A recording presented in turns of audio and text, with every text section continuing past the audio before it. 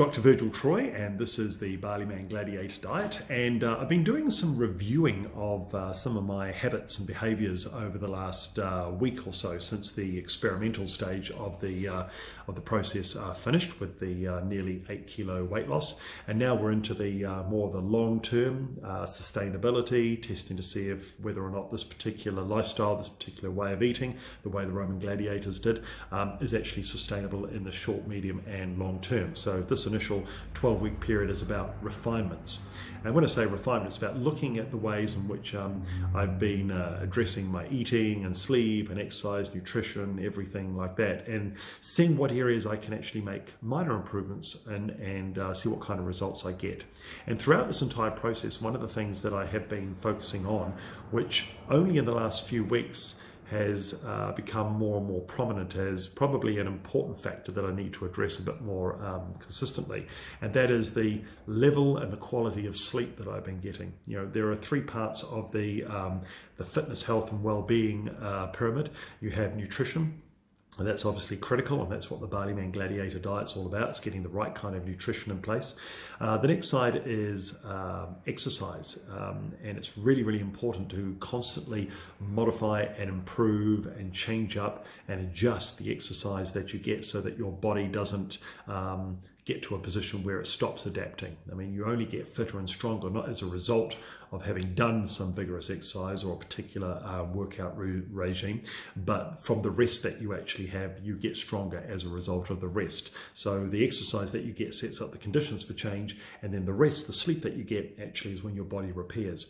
So one of the things that I do is I have a sleep tracking app. I think it's called Sleep by Android. And that pretty much, I had that sitting in bed, and I set it to go off at about I think it's after about 8 hours sleep, and then it sort of tracks things like the quality of sleep, you're waking, you're sleeping, whether you're in REM sleep, whether you're in deep sleep, percentage of time that you spend in those areas. It can record whether you sleep talk or snore, anything like that, and it gives you an idea of how much good quality sleep you're actually getting. So one of the things I'm going to be focusing on to make sure that the amount of rest that I get is in proportion to the type of nutrition and the level of exercise that I'm getting. In other words, I'm getting enough rest, enough good rest to be able to continue to grow and get stronger and get fitter and get healthier. I'm going to be looking at making sure that I reduce down my sleep deficit, because I tend to probably not get as much sleep as I should, and I'm going to be targeting around that 8 hours. I think that's actually a good number to work towards. Sometimes a bit more, sometimes a bit less, but typically if I set 8 hours as an amount of sleep that I like to get on average in an average evening, because that works for me, I'll be able to track whether or not I'm in deficit or if I'm in surplus, and that's one of the things that the app does. The other thing which is really, really important, and from some of the research that I've done into how to go about getting good sleep, is actually sleep regularity. In other words, going to bed at the same time, regardless of whether it's during the week or during the weekend, and getting up typically at the same time, regardless of whether it's during the week and during the weekend. So there's a couple of minor tweaks that I'm going to have to put into practice. One, I want to try and make sure that throughout the week I have eaten by 7 o'clock, so that my digestive system has gone through the same process of utilizing the food and preparing for elimination, etc., at the same time. So when I get up, my body's in the same state every single day. It's ready for the next part of the day. It's ready for me to go through the morning routines and move forward. It also means then that any heavy digestion is done with enough time for me to be able to get to bed. So it gives me 2, maybe 3 hours from 7 o'clock to about 9, maybe 9:30 to actually go to bed. And then my digestive system has the same amount of work to do every night, rather than eating very late and my digestive system working a lot longer, or eating a lot earlier and then my digestive system not having to do as much work. So it's all about trying to get as much consistency there as possible, so I can set up the conditions for the best type of sleep that I can get, so that then I can continue to be active, continue to eat well.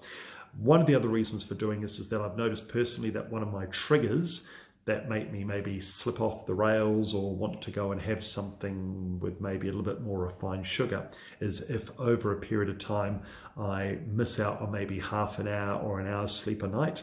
And then what happens is the thought process tend to get a little bit more cloudy, and then you start wanting to reach to grab something that's going to give you a little bit of a pep. So that's one of my triggers. And I noticed that yesterday. I was quite tired yesterday, and when I had that little falling off the wagon a few weeks ago, I was definitely going through a process of being quite tired. And it happened again yesterday, and I noticed that I had a slice of the oat bread that I made, but I had jam on it, right? Now, good, the fat wasn't there, but there was definitely a little bit of refined sugar in there, even though it was a good quality jam. And that was my first signal that, hey, you've really got to get on top of this sleeping so that you can reduce or minimize the impact of that sort of thing to be able to stay on track. So that's what I'm going to be working on, in addition to changing up the exercise, and I'll be doing a video on that tonight, so I'll be able to present that to you tomorrow.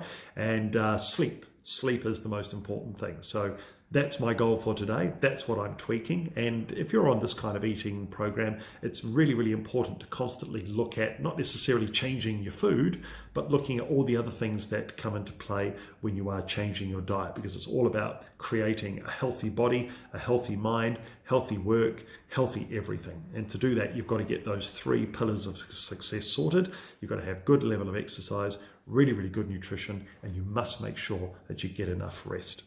That's my thought for the day. I'll catch up with you again tomorrow.